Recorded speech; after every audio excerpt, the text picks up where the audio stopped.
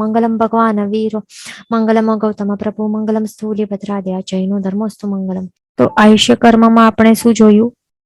આયુષ્ય કર્મ છે બેડી સમાન છે, એના 4 પ્રકાર છે, પ્રતિભેદ છે. એક તો દેવ આયુષ્ય, બીજું છે મનુષ્ય આયુષ્ય, ત્રીજું છે તિર્યંચ આયુષ્ય, ફોર્થ છે નરક આયુષ્ય. ધ્યાન રાખવાનું. એની અંદર આપણે શું જોઈ રહ્યા હતા કે આયુષ્ય કર્મ જે છે ને એ ક્યારે એનું બંધ થાય છે. તો એમાં શું આપણે જોયું કે જે આપણે આ જીવન કાલ છે, આ ભવ પર્ટિક્યુલર ભવ જે ચાલી રહ્યું છે, આ જીવનકાલ આ પિંક વાળું છે આ પર્ટિક્યુલર ભવનું, બરાબર. અને આ ગ્રીન છે એ નેક્સ્ટ ભવ અહીંયાથી સ્ટાર્ટ થાય છે. મૃત્યુ છે એટલે કે અહીંયાથી જન્મ, આ જન્મનું પોઈન્ટ છે. આખો લાઈફ આ ચાલી રહી છે અને આ મૃત્યુનું પોઈન્ટ છે અને આ એનાથી બાદનું ભવ છે. અહીંયાથી સ્ટાર્ટ થશે, બીજો ભવ સ્ટાર્ટ થશે અહીંયાથી. તો હવે આપણો જે જીવનકાળ છે આ પર્ટિક્યુલર ભવનું, તો એમાં શું થાય છે, જે ગર્ભજ મનુષ્ય હોય છે અને ગર્ભજ તિર્યંચો હોય છે, તો એમના પોતાનું જે આયુષ્ય જેટલું બાંધેલું હોય, તો એ આયુષ્યનું જે થર્ડ ભાગ છે, ત્રીજો ભાગ, બરાબર, જે છેલ્લો 1/3 ભાગ હોય છે, તો ત્યાં એનું આવતા ભવનું આયુષ્ય બંધ થાય છે. જીવ ત્યારે બાંધે છે, બરાબર. તો હવે સમજો કે ટોટલ એક્ઝામ્પલ લે કે 81 યર્સનું આયુષ્ય હોય કોઈકનું, આખા લાઈફનું 81 યર્સ આટલું હોય આખું, અહીંયાથી આટલું. તો એ પછી ક્યારે બાંધશે? 2/3 એનું આયુષ્ય પસાર થઈ જશે, આટલું જીવી લેશે. પછી જ્યારે 54 યર્સ ઓલ્ડ થશે, સમજો કે અહીંયા આવ્યો ત્યારે 54 યર્સ ઓલ્ડ થયો, એટલે કે 1/3 આયુષ્ય જ બાકી છે હવે જીવવાનું. તો ત્યારે એનું આયુષ્યનું બંધ થાય. અને જો ત્યારે પણ નહીં થાય તો પછી આટલો ભાગ જે બાકી છે, આટલો ભાગ બાકી છે ને, તો એનું 1/3 કરવાનું. એટલે અહીંયાથી પાછો 2/3 વીતી જાય, બાકી રહ્યો 1/3 ભાગ આટલું. તો ત્યારે સમજો કે 72 યર્સ ઓલ્ડ થઈ ગયું, તો ત્યારે બાંધે આયુષ્ય કર્મ નેક્સ્ટ ભાવનું. ત્યારે પણ જો નહીં બાંધે પછી એનું પણ પાછું શું કરવાનું, 2/3 ભાગ એ જીવી લે, બાકીનું જે 1/3 ભાગ બાકી હોય આટલું સમજો,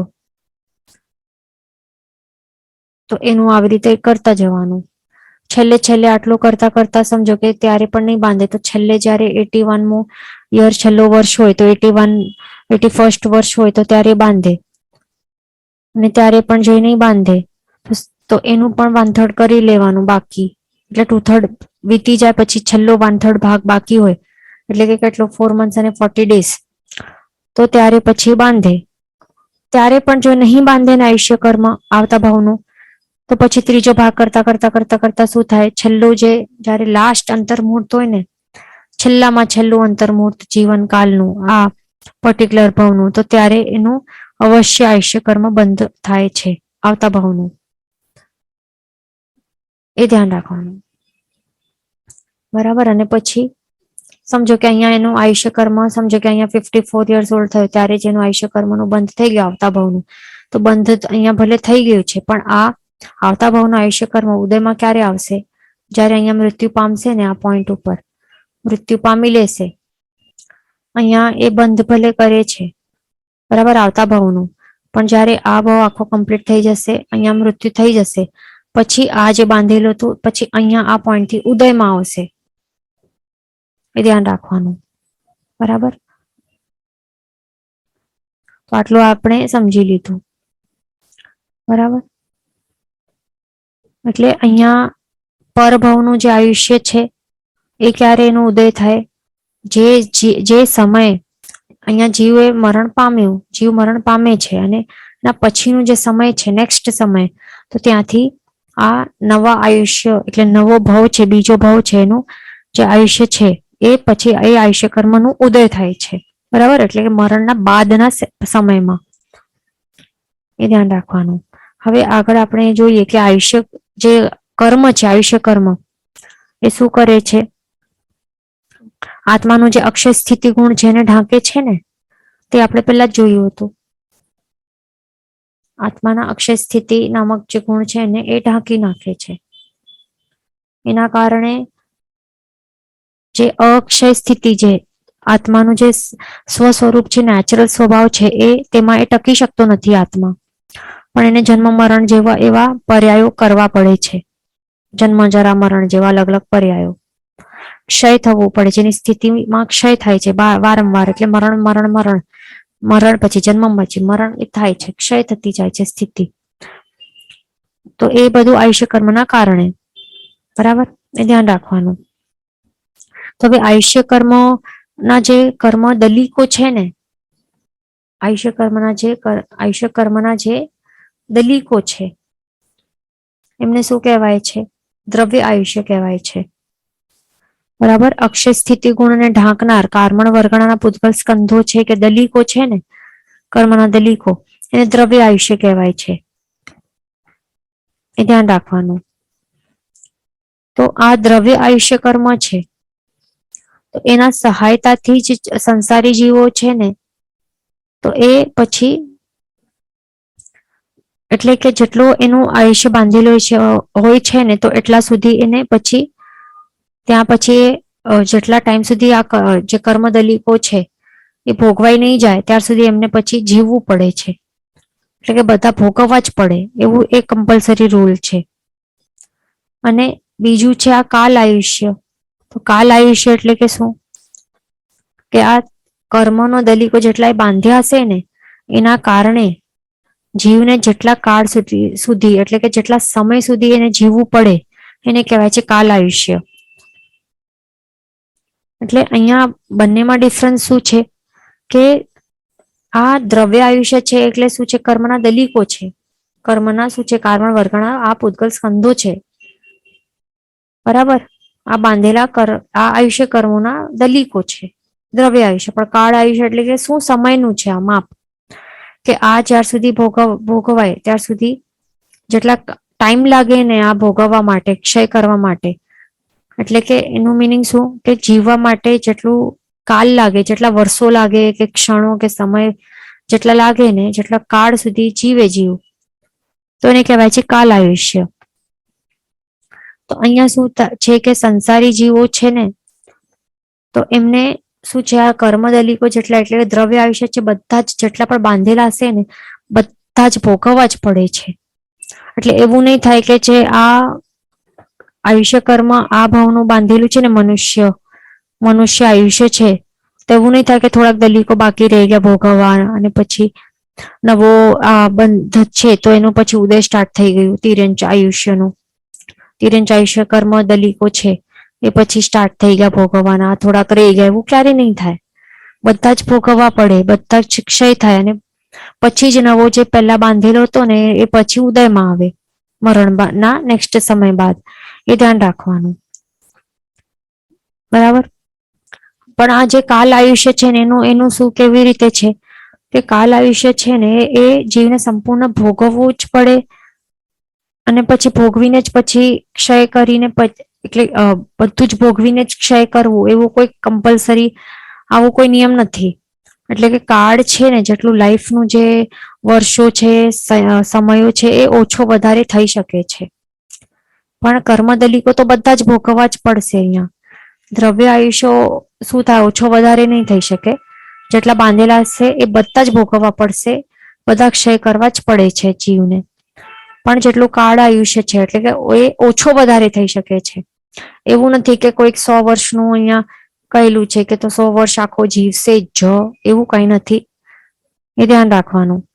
50 વર્ષમાં પણ એનું મૃત્યુ થઈ શકે છે. એટલે કે કાળ ઓછો વધારે થઈ શકે છે, કાળ આયુષ્ય. એ ધ્યાન રાખવાનું.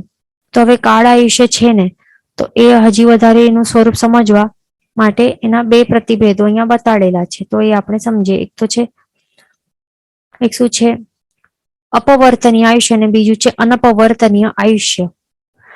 તો અપવર્તનીય એટલે કે શું? તો અપવર્તના આ શબ્દનું મિનિંગ અહીંયાથી લીધેલું છે આ નામ. તો અપવર્તન એટલે કે શું? અપવર્તન એટલે કે જે સ્થિતિ છે એ ટૂંકી થઈ શકે છે. આખા આ શબ્દનું આખું વર્ડનું આખો આ મિનિંગ છે કે સ્થિતિ ટૂંકી થઈ શકે છે એટલે કે અપવર્તના. બરાબર.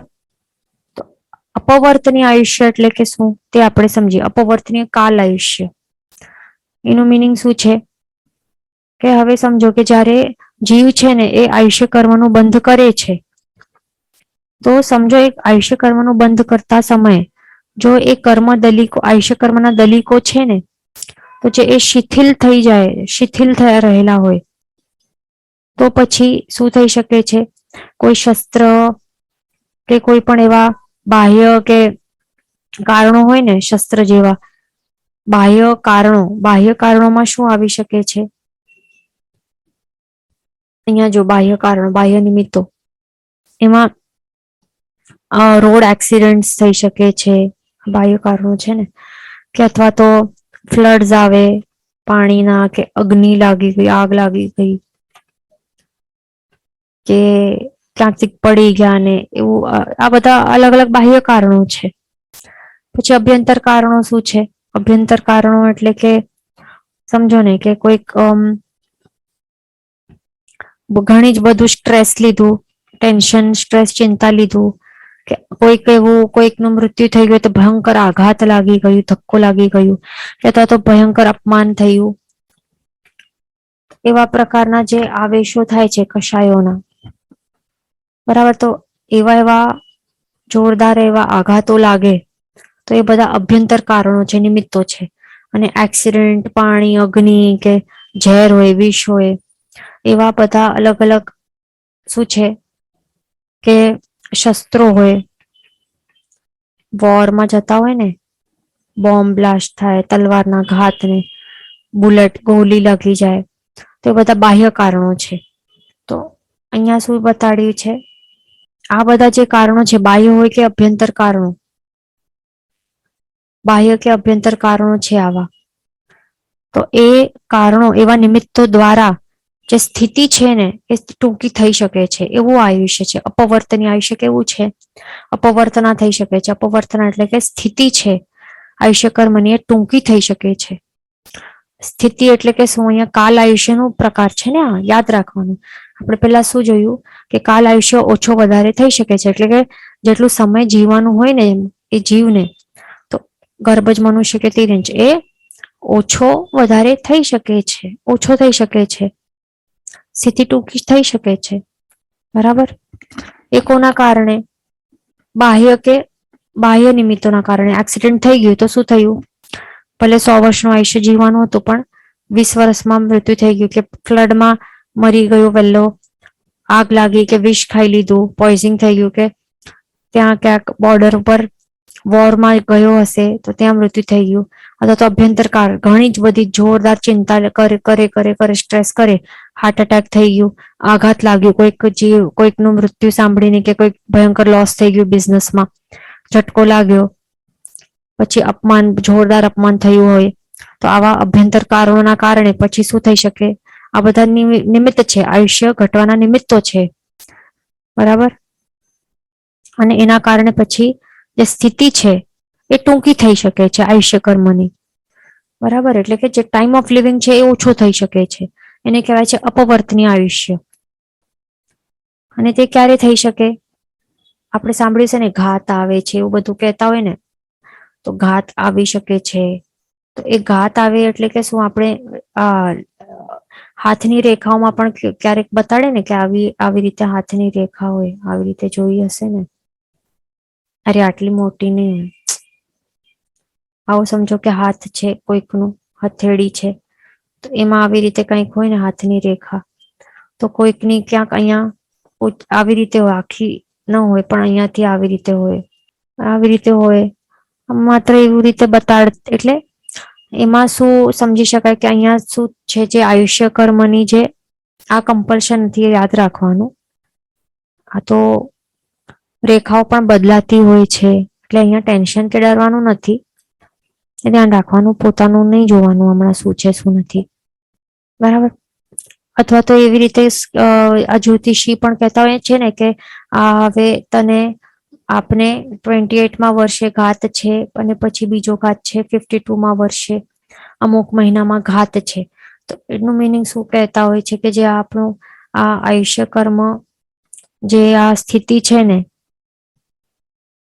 તો એમાં કર્મદલિકો જે આપણે અહીંયા બાંધેલા હોય ને, તો આ કર્મદલિકો હોય ને, આયુષ્ય કર્મના દલીકો હોય ને તો ક્યાંક શિથિલ થઈ ગયેલા હોય, અહીંયા જે બંધ રહેલા હોય અહીંયા સમજો કે અહીંયા વધારે હોય અને ક્યાંક શિથિલ એટલે કે સુલૂઝ એટલે ઓછા થઈ ગયા હોય, તો એના કારણે પછી અહીંયા નબળો હોય આયુષ્ય, એટલે કે અને એ વખતે એમ કહી શકાય કે ઘાતનો સમય છે, અહીંયા નબળો છે, અહીંયા આ 28મા વર્ષે આયુષ્ય અહીંયા નબળો છે અને એ જ વખતે ઘાત આવવાનું હોય, કોઈકને પાણીનું ઘાત હોય, કોઈકને વિદેશમાં ઘાત થવાનું હોય, એવું બધું અલગ અલગ સાંભળ્યું હશે ને.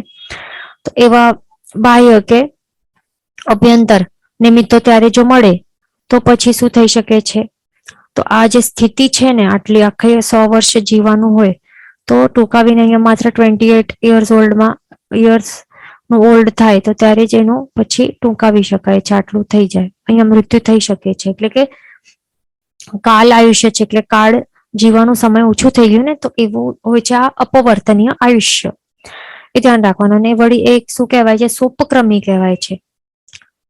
સોપક્રમી એટલે કે સ ઉપક્રમી, સ પ્લસ ઉપક્રમી ઇઝ ઇક્વલ ટુ સોપક્રમી.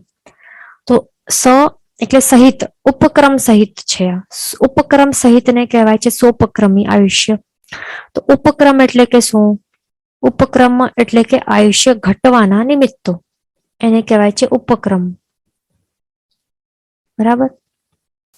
એટલે કે આયુષ્ય ઘટવાના નિમિત્તો સહિત હોય એને કહેવાય છે સોપક્રમી, ધ્યાન રાખવાનું. તો આ અપવર્તનીય આયુષ્ય કેવું હોય છે, સોપક્રમી હોય છે, બરાબર. એટલે કે જેમ આપણે અહીંયા એક્ઝામ્પલ બતાડ્યું તેવી રીતે કે આયુષ્ય ઘટાડી નાખે તેવું કોઈ નિમિત્ત મળી જાય તો પછી આ આયુષ્યની સ્થિતિ એ ટૂંકાઈ જાય અને પછી ઓછી થઈ જાય, માત્ર અહીંયા જ એક અંતર્મુહૂર્ત જેટલી બચી જાય અને પછી અહીંયા મૃત્યુ એનું થઈ જાય. એટલે તો પછી આપણને લાગે કે અરે અહીંયા તો બીજા ઘણા બધા કર્મ, આયુષ્ય કર્મના દલીકો તો રહેલા હતા ને, અને આપણે પેલા શું કીધું, એનાથી પેલા શું રૂલ જોયું કે દ્રવ્ય આયુષ્ય કેવું હોય કે કર્મ દલીકો બધા ભોગવવા જ પડે છે, બરાબર ને. દ્રવ્ય આયુષ્યમાં શું જોયું કે બધા જ આપણને ભોગવવા જ પડે છે, જે પણ આયુષ્ય કર્મના દલીકો છે એ ભોગવવા જ પડશે, માત્ર કાલ છે એ ઓછો વધારે થઈ શકશે, બરાબર ને, જીવવાનું કાલ. તો હવે એનું મિનિંગ શું છે કે હવે આ પ્રકારનું જે છે ને અપવર્તનીય આયુષ્યમાં શું આવે છે, સોપક્રમી છે. એટલે કે એવા ઘટવાના આયુષ્ય ઘટવાના નિમિત્તો જો મળે તો પછી સ્થિતિ ટૂંકી થઈ શકે છે, અપવર્તના થઈ શકે છે. તો હવે અહીંયા આ 28મા વર્ષે એનું જે આયુષ્ય કર્મના જે દલીકો છે શિથિલ છે, અહીંયા લૂઝ એટલે નબળા છે, અહીંયા એકદમ અહીંયા બરાબર અહીંયા ગાઢ અહીંયા બાંધેલા નથી આટલામાં. તો અહીંયા જો આવું ઘાત આવી ગયો એટલે કે આવા પ્રકારના નિમિત્તો જો મળી જશે, ઉપક્રમ આવી જશે, તો પછી અહીંયા એક અંતર્મુહૂર્ત કાળમાં જ અહીંયા પછી શું થશે, આ બધા બાકીના જે અહીંયા આગળના રહેલા જે છે ને આટલા બધા જે દ્રવ્ય આયુષ્ય કર્મો છે, દલીકો છે, એ બધા ભોગવાઈ જશે. કેટલા ટાઈમમાં, માત્ર એક અંતર્મુહૂર્ત કાળમાં બધા જ ભોગવાઈ જશે. આપણે પેલા જોયું ને કે આ બધું શું છે, દ્રવ્ય આયુષ્ય કરનાર કર્મ દલીકો બધા ભોગવવા જ પડે છે, જેટલા પણ બાંધેલા હોય તો આ બધા જ ભોગવાઈ જશે. મેઇન શું છે કે ફટાફટ ભોગવાઈ જશે, માત્ર એક અંતર્મુહૂર્ત કાળમાં ફટાફટ બધા જ ભોગવાઈ જશે. પણ જો અહીંયા ઉપક્રમ નહીં આવે તો પછી એ મનુષ્ય છે પ્રોપરલી આખો જેટલું કાળ છે આટલું આખો જીવશે, અને જેટલા બાંધેલા હતા દ્રવ્ય આયુષ્ય કર્મના દલીકો બધા ધીરે ધીરે ભોગવશે. એટલે કે શું, જેમ કે રસ્સી હોય ને, રસ્સીમાં અહીંયા આપણે આગ લગાડી તો ધીરે ધીરે આખી બળશે, બરાબર, 1 કલાક લાગશે અને બળશે. અહીંયા આખો સમય લગાડીને, આખો કાળ જેટલું છે લગાડીને આખું બળશે આરામથી. પણ જો અહીંયા જ આ પોઝિશનમાં અહીંયા જ આટલું બાકીનું જે અહીંયા દોરી છે એ અહીંયા કરી દીધું, ગૂંચવાડી દીધું, અહીંયા આટલો ગૂંચળો કરી દીધો આખો, તો પછી અહીંયા આગ આવશે, ધીરે ધીરે આવશે અને પછી અહીંયા આવીને પછી આખો જે બળી જશે ને ફટાફટ ફાસ્ટ, અહીંયા આખો અહીંયા જ પતી જશે. તો આવું હોય છે આ. કે કર્મદલિકો જે અહીંયા બાકી હતા ને એ બધા એક સાથે અહીંયા જ ભોગવાઈ જશે, એક અંતર્મુહૂર્ત કાળમાં અહીંયા જ ભોગવાઈ જશે. જ્યારે આ ઉપક્રમ આવશે, આયુષ્ય કર્મ ઘટવાના નિમિત્તો બાહ્ય કે અભ્યંતર આવશે, ઉપક્રમ આવશે ત્યારે બધા જ બળી જશે. એ ધ્યાન રાખવાનું. બરાબર. તો આપણે આ જોયું અપવર્તનીય આયુષ્ય કેવું હોય છે. હવે બીજું શું છે? અનપવર્તનીય આયુષ્ય. એ પણ કે આ કોનું છે? આ કાલ આયુષ્યના આ બે પ્રકાર છે. અપવર્તનીય કાલ આયુષ્ય અને અનપવર્તનીય કાલ આયુષ્ય. તો હવે આગળ હજી એના બે પ્રકારો છે. શું છે? સોપક્રમી અનપવર્તનીય આયુષ્ય અને બીજું છે નિરુપક્રમી અનપવર્તનીય આયુષ્ય. બરાબર.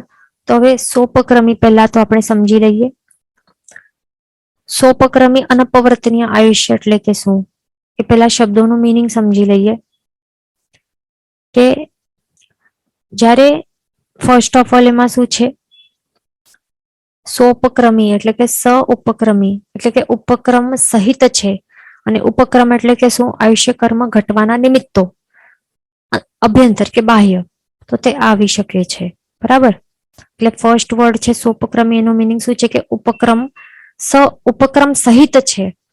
ઉપક્રમ સહિત એટલે કે આયુષ્ય કર્મ જે આ સ્થિતિ છે, આયુષ્ય કર્મ નહીં એટલે આયુષ્ય કર્મ નહીં પણ સ્થિતિ જે છે આયુષ્યની એ ટૂંકાવી શકાય છે.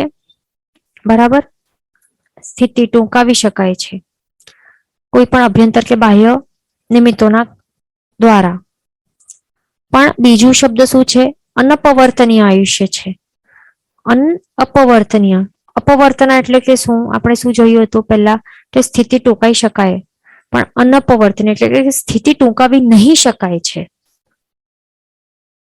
બરાબર. એ ધ્યાન રાખવાનું. એટલે કે ઉપક્રમ આવે એટલે કે ઉપક્રમ આવે એટલે કે જે નિમિત્તો છે ને સ્થિતિ ઘટાડવાના જે નિમિત્તો છે તો તે આવે છે, પણ અનપવર્તનીય આયુષ્ય છે. એટલે કે ઉપક્રમ આવશે એ પણ ક્યારે આયુષ્ય પૂર્ણ થતા એ સમયમાં આવશે, છતાં પણ એ સ્થિતિ છે ને એ ટૂંકાવી નહીં શકાય, કારણ કે અનપવર્તનીય ટાઈપનું આયુષ્ય છે. ઓકે. આપણે આ મીનિંગ સમજી લીધું આખો આ શબ્દોનું, આ એનું નામનું. હવે આપણે આ સમજીએ કે એમાં શું છે એનું હજી આગળ. બરાબર. તો અહીંયા એમાં મીનિંગ શું છે? કે જે આયુષ્ય કર્મ છે ને, જે આખો આ એની સ્થિતિ છે આયુષ્ય કર્મની. બરાબર. તો હવે અહીંયા શું થશે? એટલે એક મિનિટ, આટલું છે અને અહીંયાથી આગળ આ બીજો ભાવ છે.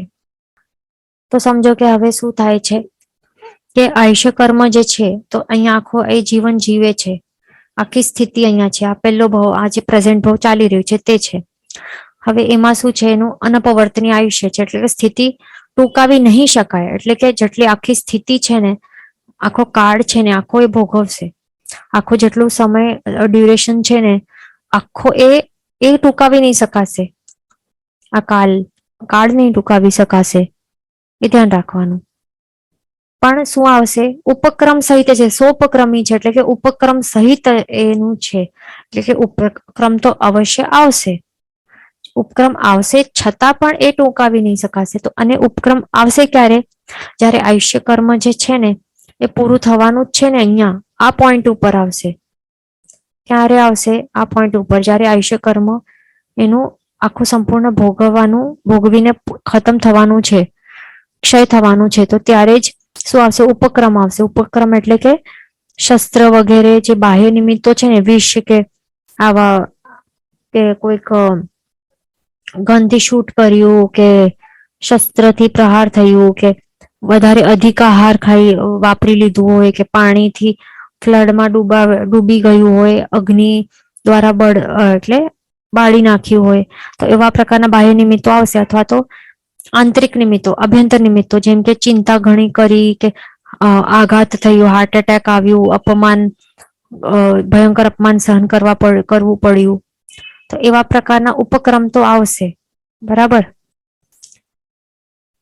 છતાં પણ આ ઉપક્રમ આવશે ને, તો પણ એ ઉપક્રમો છે ને એ આયુષ્ય એ ઘરની જે સ્થિતિ છે ને, જેટલું જીવવાનું કાલ હશે ને એ ટૂંકાવી નહીં ટૂંકાશે નહીં. બરાબર. પણ શું થશે? મરણ સમય જે આવશે, જ્યારે મરણ થવાનું હશે ને, એ મરણ સમય જ આ ઉપક્રમ આવશે.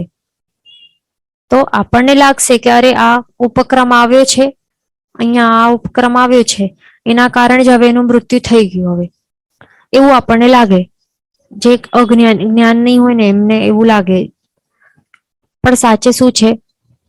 જ્યારે ઉપક્રમ લાગવાનો છે ને, તો એ જ સમયમાં સાથે સાથે એનું આયુષ્ય કર્મની સ્થિતિ પણ અહીંયા પૂરી જ થાય છે. જો અહીંયા સ્થિતિ જેની પૂર્ણ થવાની જ હોય છે. બરાબર. એટલે અહીંયા થાય શું છે? ઉપક્રમના કારણે શું થાય છે? એને વેદના થાય છે, ભયંકર વેદના જે પણ થાય છે, તકલીફ આવે છે. બરાબર. ઉપક્રમના કારણે તકલીફ આવે છે, એમને વેદના ને બધું સહન કરવું પડે છે. પણ આ ઉપક્રમના કારણે કઈ આ આયુષ્યની જે સ્થિતિ છે ને એ ઘટતી નથી, એ ટૂંકાવી શકાતી નથી. એટલે કે અપવર્તના નથી થતું, કારણ કે છે કે એવું અનપવર્તનીય છે. એટલે કે અપવર્તના એટલે કે સ્થિતિ ઘટાડી શકાતી નથી. જેટલું આયુષ્ય એને બાંધ્યું છે આખો, એટલું એ પ્રોપરલી આખો એ કાળ, જેટલું કાળ છે આખો એ પ્રોપરલી ભોગવાય છે. એમાં એક્ઝામ્પલ અહીંયા આવી શકે છે ગજસુકુમાલ મુનિવરનું. પછી સ્કંધકાચાર્ય છે ને, એમના 500 શિષ્યો હતા. એ બધાનું, કે ઝાંઝરિયા મુનિ હોય, એ બધા ઘણા ઘણા એક્ઝામ્પલ્સ આવી શકે છે કે જેમને જ્યારે અંત સમય હતું ને ત્યારે જ ઉપક્રમો આવ્યા અને જોવામાં લાગે કે ઉપક્રમના કારણે એમનું મૃત્યુ થયું. પણ એવું નહીં હતું. ત્યારે જ ઉપક્રમ આવ્યું, એ જ વખતે જ એમનું આયુષ્ય કર્મ સંપૂર્ણ એ ભોગ એટલે ક્ષય થવાનું જ હતું. આયુષ્ય કર્મની સ્થિતિ પૂર્ણ થવાની જ હતી. એ જ વખતે ઉપક્રમ આવ્યું હતું, એમને સહન કરવું પડ્યું હતું. એવું છે, એ ધ્યાન રાખવાનું. બરાબર. માત્ર કષ્ટ એમને સહન કરવું પડ્યું હતું ઉપક્રમ કારણે. પણ ઉપક્રમના કારણે કઈ આયુષ્ય કર્મની અપવર્તના નથી થઈ, એટલે કે ટૂંકો નથી થયું એના કારણે. એ આપણને યાદ રાખવાનું છે. બરાબર. તો અહીંયા આપણે સોપક્રમી અનપવર્તનીય આયુષ્ય જોઈ લીધું. હવે બીજું શું છે? નિરૂપક્રમી અનપવર્તનીય આયુષ્ય. હવે એનું એક એક મિનિંગ પેલા વર્ડ્સનું સમજી લઈએ તો સમજાશે કે આ શું છે. અનપવર્તનીય આયુષ્ય છે એટલે કે અપવર્તના એટલે કે શું? અપવર્તના એટલે કે આયુષ્ય કર્મની જે સ્થિતિ છે એ ટૂંકાવી શકાય, પણ આ અનપવર્તનીય છે એટલે કે ટૂંકાવી નહીં શકાય. શું? આયુષ્ય કર્મની સ્થિતિ ટૂંકાવી નહીં શકાય. વળી એ નિરૂપક્રમી છે. નિરઉપક્રમી એટલે કે ઉપક્રમો નહીં આવે. ઉપક્રમ એટલે કે જે આવા ઘાત હોય ને, એટલે કે નિમિત્તો છે ને, સ્થિતિ ટૂંકાવી શકાય એવા જે બાહ્ય કે અભ્યંતર નિમિત્તો છે તે નહીં આવે, ઉપક્રમો નહીં આવે. બરાબર. એટલે ઉપક્રમ પણ નહીં આવે અને અનપવર્તનીય એટલે કે સ્થિતિ પણ ટૂંકાવી નહીં શકાય એવું આયુષ્ય છે આ. બરાબર. આ આપણે આખો શબ્દનું મિનિંગ સમજી લીધું. હવે આ સમજીએ કે અહીંયા શું છે કે એમને આવા પ્રકારનું કોઈ પણ શસ્ત્ર, બાહ્ય શસ્ત્ર, અધિકાહાર, વિષ વગેરે જે પણ બાહ્ય નિમિત્તો એ મળશે જ નહીં. ન તો એમને કોઈ અભ્યંતર રાગ વગેરે, રાગ દ્વેષ વગેરે નિમિત્તો કોઈ પણ એમને પ્રાપ્ત નહીં થશે. બરાબર. એવું છે. આ ઉપક્રમ તો લાગશે જ નહીં, નિરૂપક્રમી છે આ. બરાબર. એ ધ્યાન રાખવાનું. એટલે કે સ્થિતિ એની છે એ ટૂંકાવી શકાતી જ નથી. આખો કાલે પ્રોપરલી જીવશે. બરાબર. જેટલું કાળ છે આખો કાલ આયુષ્ય સંપૂર્ણ એ પ્રોપરલી ભોગવશે, એ ટૂંકાશે નહીં. તો આવું કોનું કોનું હોય છે? આવા પ્રકારનું આયુષ્ય હોય છે નારકીઓ હોય એમનું એવું હોય છે. બરાબર. પછી દેવોનું હોય, યુગલિકોનું હોય, યુગલિક મનુષ્ય અને યુગલિક તિર્યંચોનું હોય. પછી જે અધિદ્વીપની બહાર રહેનારા જે પણ અસંખ્યાતા વર્ષના આયુષ્યવાળા જે તિર્યંચો હોય એ બધાનું કેવું હોય? નિરૂપક્રમી અનપવર્તનીય આયુષ્યવાળા હોય છે. બરાબર. અને જે ચરમ શરીરી હોય, 63 શલાકા પુરુષ હોય, ઉત્તમ પુરુષો હોય, તો એ બધાનું કેવું હોય? સોપક્રમી અથવા તો નિરૂપક્રમી અનપવર્તનીય આયુષ્ય હોય છે. બીજા જે પણ ગર્ભજ મનુષ્ય કે તિર્યંચ તિર્યંચો હોય છે ને એમના કેવા હોય છે, અપવર્તનીય પણ હોઈ શકે કે અનપવર્તનીય પણ આયુષ્ય હોઈ શકે છે, એ ધ્યાન રાખવાનું. બરાબર, તો આપણે આ સમજી લીધું. હવે આપણે આયુષ્ય કર્મનો આખો ટોપિક અહીંયા આપણું કમ્પ્લીટ થઈ ગયું છે. હવે નેક્સ્ટ આગળ છે નામ કર્મ. નેક્સ્ટ કર્મ કયું છે? આયુષ્ય કર્મ થઈ ગયું. હવે છઠ્ઠું છે નામ કર્મ, પછી ગોત્ર અને અંતરાય. બસ આપણા 3 કર્મો બાકી છે. નામ કર્મ આપણે સ્ટાર્ટ કરશું, એના માટે ગાથા ગ્રહણ કરશું પહેલા તો. ગાથા નંબર 24 આપણને ગ્રહણ કરવાની છે. નામ કર્મના 42 ભેદો છે એ બતાડતી ગાથા છે. અને આ 24મી ગાથામાં 14 પિંડ પ્રકૃતિઓ છે, એના નામો અહીંયા બતાડેલા છે. તો હવે આપણે ગાથા ગ્રહણ કરશું. ગાથા નંબર 24 બધાને સાથે કહેવાનું છે.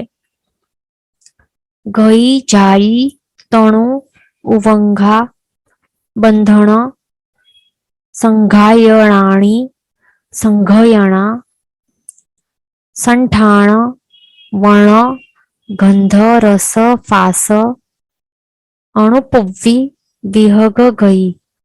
પાછું એક વખત.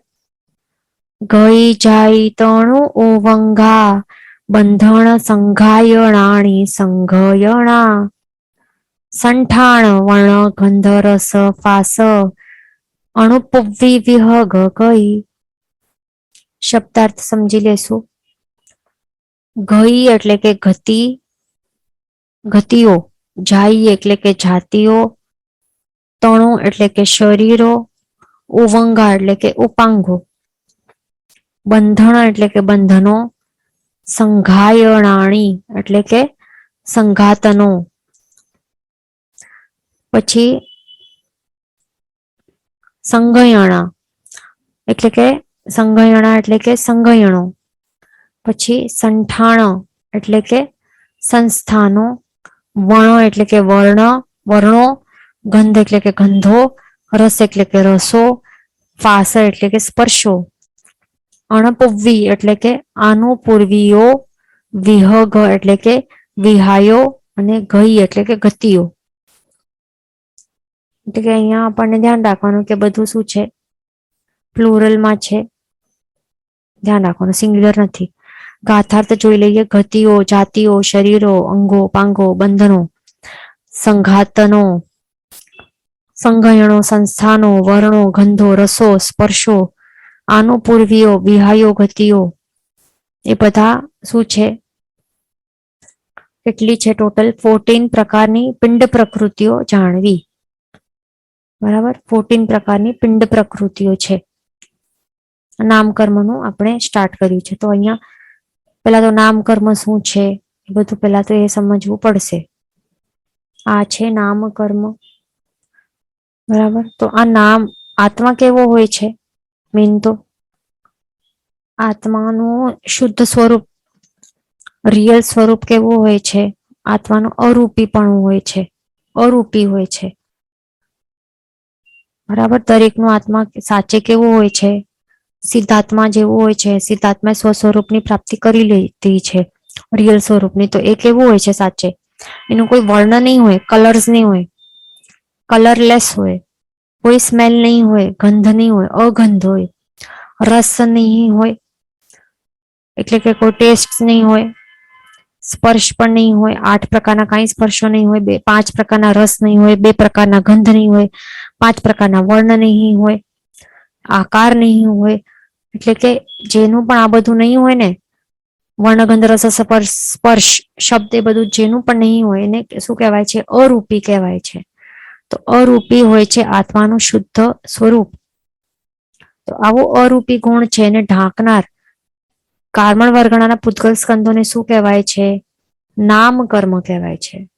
ધ્યાન રાખવાનું. બરાબર, આવી રીતે ઢાંકી દે છે. એના કારણે પછી શું થાય છે એ આપણે નામ કર્મનું કાર્ય કેવું છે, શું કરે છે? આત્માના અરૂપી ગુણને ઢાંકે છે, આવી અરૂપી અવસ્થાને ઢાંકે છે. અને શું કરાવે છે? નામ કર્મ.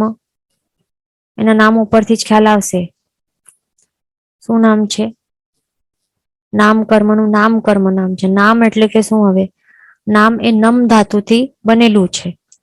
નમ ધાતુ એટલે કે નમનું મિનિંગ છે નમવું. તો નામ કર્મ એ શું કરે છે, એનું કાર્ય શું છે, એ નમાવનારું એટલે નમાવે છે આત્માને. આ કર્મ કેવું છે, નમાવનારું કર્મ છે આ.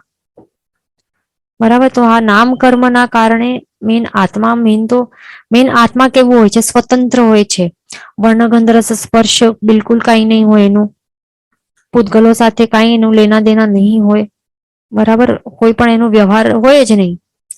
છતાં પણ આ નામ કર્મ શું કરાવે છે, આત્માને નમાવે છે. એનું જે આ સ્વતંત્રતા છે ને એ છીનવી લે છે. બરાબર. આત્માની સ્વતંત્રતાને છીનવી લે છે અને પરાધીન કરે છે. એટલે કે નામ કર્મ થી પરાધીન થયેલો આત્મા હવે એને નમવું પડે છે, નાચવું પડે છે. અને નામ કર્મ કેવી રીતે નચાવે છે, એને ઉપમા આપેલી છે આ ચિત્રકારની. બરાબર. ચિત્રકાર એટલે કે આ પેઇન્ટર છે એ શું કરે છે, અલગ અલગ રંગબેરંગી જુદા જુદા જાતના એવા પિક્ચર્સ બનાવે છે. સારા પિક્ચરો પણ બનાવે અને ખરાબ પણ પિક્ચરો બનાવે. એટલે જેવા જેવા બનાવે એવા એવા એમને પછી એટલે સારું પિક્ચર બનાવે તો એને એ સારું પિક્ચર હોય, અને ખરાબ એવા ખરાબ કલર્સના કે ખરાબ આકારના પિક્ચર બનાવે તો એવું જે એ પિક્ચર એવું જ રહેવું પડે છે ને. બસ તો આવું જ છે આ.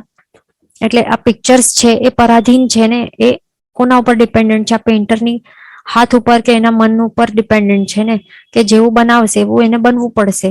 તો બસ એવું જ છે આ નામ કર્મ. એ નમાવે છે, નચાવે છે આ આત્માને. એટલે કે શું કરાવે, જેમ કે સમજો કે હવે કોઈક નાટક છે, એક કોઈક નાટક મંડળી છે. તો એમાં શું કરે છે નાટક મંડળી, એ એક પ્લેઝ હોય છે, એમના અલગ અલગ પ્લે હોય છે ને, નાટક કરતા હોય. તો એમાં અલગ અલગ વેશ ધારણ કરે ને, અલગ અલગ એવા કોસ્ટ્યુમ્સ એ ધારણ કરે, અલગ અલગ કલરને આકાર વાળા. અને પછી જે એનું સમજો કે હવે એક જણે રાવણનો વેશ ધારણ કર્યું છે, તો એને પછી શું કરવું પડશે, રાવણ નું જેવું મેકઅપ છે બ્લેક ને જેવું એ બતાડે છે આ લોકો. તો એવા રાક્ષસ જેવું એવું મેકઅપ કરીને એવું વર્ણગંધ્રસ સ્પર્શ વાળું બનીને એને ત્યાં નાચવું પડે છે રંગમંડપમાં, ત્યાં ઓડિટોરિયમમાં નાચવું પડે છે, નમવું પડે છે ને. જેને પછી રામ જેવું રૂપ બનાવ્યું હોય સારું, તો એને પછી એવું સારું રૂપ મળે. વર્ણગંધ્રસ સ્પર્શ એવા સારું એવું એને વેશ મળે. અને પછી એવી રીતે તેને નાચ્યું ત્યાં કરવું પડે રંગમંડપમાં પ્લે. બરાબર. તો એવું જ હોય છે આ નામ કર્મ. એ નામ કર્મ શું કરે છે, આત્માને એવા જેવી રીતે આ પેન્ટર અલગ અલગ કલર્સ ને બધું રૂપી એટલે આકારને રૂપ આપે છે ને, એવું જ નામકર્મ પણ આત્માને એક રૂપ આપે છે, રૂપ. તો હમણાં જ આપણે જોયું આત્મા મેન કેવું હોય છે, આત્માનું શુદ્ધ સ્વરૂપ અરૂપી છે, કઈ રૂપ છે આત્માનું નથી ને રૂપ. ના વર્ણગંધ રસ સ્પર્શ કાંઈ નથી એનું. છતાં પણ આ નામ કર્મ થી ઢાંકેલું આત્મા, તો એ આત્માને પછી શું કરાવે છે, આત્માને એક રૂપ આપે છે. રૂપ એટલે કે શરીર આપે છે ને. આ શરીરના કારણે બધા આપણે બધાને ઇન્ડિવિજ્યુઅલ્સને એક રૂપ મળેલું છે. કોઈક એવું દેખાય કે કોઈક આવું દેખાય, અલગ અલગ રૂપ છે ને બધાના. રૂપ છે, આકાર છે, વર્ણ ગંધ રસ સ્પર્શ અલગ અલગ આપેલું છે દરેકના શરીરનું. એટલે કે આ નામ કર્મ શું કરે છે, આત્માને એક રૂપી પૂતગલો પહેરાવે છે, એક અલગ અલગ વેશ આપે છે. આ ભાવમાં તું આવો વેશ લે, આવા વર્ણગંધ રસ સ્પર્શ વાળું કાળા શરીર વાળું, આવા દુર્ગંધી શરીર વાળું, આવા કડવા ટેસ્ટ વાળું શરીર મળ્યું તને, સ્પર્શ ખરબચડું એવું આપે. તો ક્યારેક એકદમ તેજસ્વી સ્વરૂપ આપે, વર્ણ સારું આપે, આવું બધું એવું અલગ અલગ અલગ ટાઈપ્સના આકારોને બધું આપે છે ને. વળી નામકર્મ નામ પણ આપે છે આપણને, જેમ કે આ ભાવમાં કોઈ સીતાબેન છે, બીજા ભાવમાં કોઈ ક્રોકોડાઇલ બની જશે, ત્રીજા ભાવમાં મચ્છર બની જશે, પાંચમા ભાવમાં પછી કોઈક રામભાઈ બની જશે. એટલે આવા અલગ અલગ નામો આપે છે ને, નેમ્સ આપે છે. તો આવી રીતે અલગ અલગ જે નામ છે એ ધારણ કરીને જીવોને શું કરે છે, એ નચાડે છે, નમાવે છે ને, નમાવે છે. નામ કર્મનું નામ શું છે? નામ એટલે કે નમ ધાતુથી બનેલું છે, કે નમ એટલે કે નમવું, એટલે કે નમાડે છે અહીંયાથી ત્યાં. આવું આ કર્મ છે. બરાબર. સ્વતંત્રતા છીનવીને પરાધીન બનાવે છે જીવને. એ ધ્યાન રાખવાનું. તો આવી રીતે નામ કર્મ ના અલગ અલગ કેટલા પ્રકારો છે? 42 પ્રકારો છે. ટોટલ નામકર્મના 42 પ્રકાર છે. તો એમાં અલગ અલગ શું કરે છે? એ આત્માના જે અલગ અલગ ગુણ છે, અલગ અલગ અવસ્થાઓ છે, જેમ કે અચલ સ્થિતિ છે, પછી કલરલેસ છે એટલે કે અવર્ણ છે, અગંધ છે, અરસ છે અને અસ્પર્શ છે. એવી અવસ્થા છે, એને ઢાંકી નાખે છે. અને પછી શું સ્થિતિ એની અચલ સ્થિતિ છે, સ્થિર છે, એને અસ્થિર કે આવી સ્થિતિ બનાવે છે. એટલે કે જન્મ મરણ એવું બધું જે અલગ અલગ ગતિઓ કરવી પડે છે. વર્ણ ગંધ રસ સ્પર્શ અલગ અલગ આપે છે, એવું શરીર એવા પૂતગલો આપી દે છે. બરાબર. તો એવું એના પ્રમાણે નામકર્મના અલગ અલગ પ્રતિભેદો, પેટાભેદો પાડ્યા છે. તો સૌથી પહેલું છે પિંડ પ્રકૃતિ. નામકર્મમાં ના પ્રકારો આપણે સ્ટાર્ટ કરશું ને, એનાથી પહેલા શું છે, શું જોવાનું છે? પિંડ પ્રકૃતિ આપણે સ્ટાર્ટ કરશું. એટલે કે એના જે આપણે જોયું ને ગાથા નંબર 24, ગાથા નંબર 24 માં આપણે શું જોયું? પિંડ પ્રકૃતિઓ જોઈ નામકર્મની, એટલે કે 14 પ્રકારની હતી. બરાબર. તો પિંડ પ્રકૃતિ એને શું કહેવાય છે? જે વિભાગના પેટાભેદ વાળો હોય છે એને પિંડ પ્રકૃતિ કહેવાય છે. પિંડ એટલે કે 14 પ્રકાર છે, વળી એના હજી પ્રતિભેદો આવશે, એને પિંડ પ્રકૃતિ કહેવાય છે. તો એ પહેલા આપણે 14 છે એ આપણે સમજી લેશું. તો પિંડ પ્રકૃતિના 14 ભેદો એટલે આપણે સ્ટાર્ટ કરશું. તો સૌથી પહેલું શું છે? ગાથામાં તો ગતિ નામ કર્મ. બરાબર. આ ગતિ નામ કર્મ શું કરે છે? એ આત્માનું જે અચલ સ્થિતિ ગુણ છે ને, કયો ગુણ છે? આત્માનું અચલ સ્થિતિ ગુણ એટલે કે સ્થિરતા રહેવાનું જે ગુણ છે ને, એને આ ઢાંકનારું છે આ ગતિ નામ કર્મ.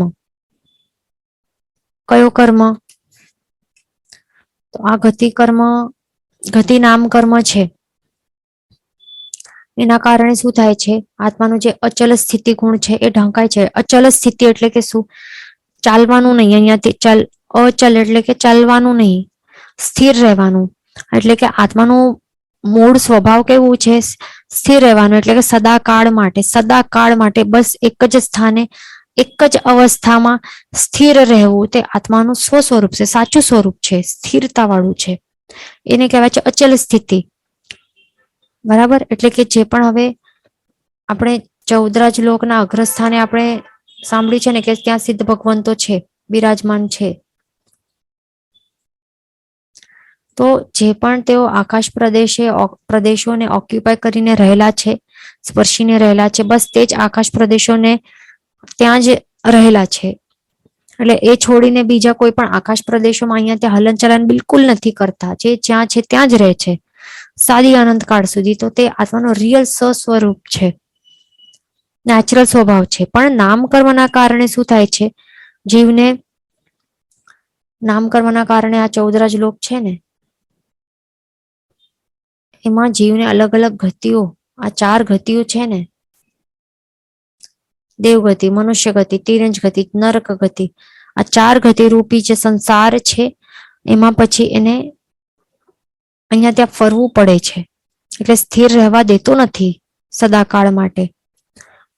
એક જ અવસ્થામાં સ્થિર રહી શકતો નથી. કે જેમ કે ચાલો સિદ્ધ અવસ્થામાં સ્થિર, આ સિદ્ધ અવસ્થા છે, બસ એ જ અવસ્થામાં સ્થિર રહેવાનું, આ જ જગ્યામાં. એ સ્થિર રહેવા દેતો નથી, પણ અલગ અલગ અવસ્થા મળે છે. ક્યારેક દેવગતિ મળે, ક્યારેક મનુષ્ય ગતિ, ક્યારેક તિરંજ ગતિ, ક્યારેક નરક ગતિ. બરાબર. વળી બીજા આકાશ પ્રદેશમાં અહીંયા ત્યાં આખો 14 લોક છે ને, અહીંયાથી ત્યાં, અહીંયાથી ત્યાં, અહીંયાથી ત્યાં અહીંયા રખડાવે છે. અલગ અલગ અવસ્થાને પ્રાપ્ત કરાવે છે. એવું છે આ ગતિ નામ કર્મ. એના ઉદયના કારણે આ બધું જીવને સહન કરવું પડે છે. બરાબર. તો આપણે આ પહેલી પિંડ પ્રકૃતિ છે ગતિ નામ કર્મ, આ સમજી લીધું. હવે બીજી છે જાતિ નામ કર્મ. જાતિ નામ કર્મ એટલે કે શું? જાતિ નામ કર્મ એટલે કે જાતિ એટલે કે શું હોય? જાતિ ક્યારે કહેવાય કે જેમ જ્યારે કોઈ એક સિમિલારિટી મળતી હોય, કોઈક એક સિમિલારિટી કેરેક્ટરિસ્ટિક સિમિલારિટી મળતી હોય ને ક્યારેક, તો ત્યારે પછી કોઈકમાં તો એ પછી સિમિલારિટી ના ઉપર પછી એને એક ગ્રુપમાં નાખવામાં આવે ને. જેમ કે એકદમ ઇન્ટેલિજન્ટ સ્ટુડન્ટ્સ હોય તો તેઓમાં આ ઇન્ટેલિજન્સ છે કોમન છે વસ્તુ, એના કારણે પછી એને એ ડિવિઝનમાં નાખવામાં આવે. આવી રીતે કેરેક્ટરાઇઝ કેટેગરાઇઝ કરવામાં આવે છે, અલગ અલગ કેટેગરીઝમાં અહીંયા નાખવામાં આવે છે બેઝડ ઓન ધેર સિમિલારિટીઝ. તો એવી જ રીતે જાતિ એટલે એને જાતિ કહેવાય. બરાબર. તો હવે તો આ જાતિ કર્મના કારણે શું થાય છે? જીવોને અલગ અલગ જાતિમાં જવું પડે છે, ઉત્પત્તિ થાય છે. જેમ કે એક ઇન્દ્રિય જાતિ છે, બેન્દ્રિય, તેન્દ્રિય જાતિ, ચૌરિન્દ્રિય જાતિ, પંચેન્દ્રિય જાતિ. આ 5 પ્રકારની જે જાતિઓ છે એવી અલગ અલગ જાતિઓ એને મળે છે.